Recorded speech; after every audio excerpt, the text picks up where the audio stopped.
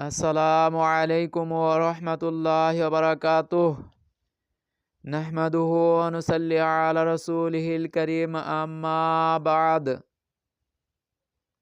পুরুষদের স্বর্ণালঙ্কার ব্যবহার করা।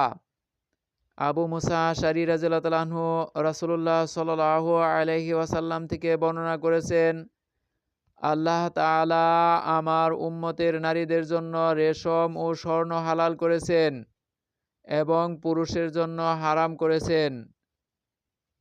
নাসাই হাদিস নম্বর 5265, সনদ সহিহ।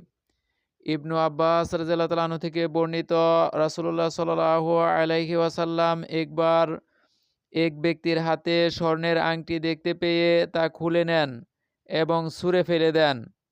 অতঃপর বলেন, তোমাদের কেউ কি ইচ্ছে করে আগুনের আঙ্গার তুলে নিয়ে স্বহস্তে রাখতে পারে? রাসূলুল্লাহ সাল্লাল্লাহু আলাইহি ওয়াসাল্লাম সেখান থেকে চলে যাওয়ার পর জনৈক ব্যক্তি লোকটিকে বলল, তোমার আংটিটা তুলে নাও এবং তা কাজে লাগাও।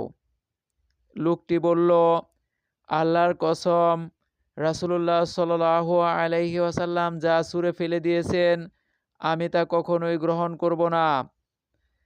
সহিহুল মুসলিম, মিশকাত হাদিস নম্বর 4385।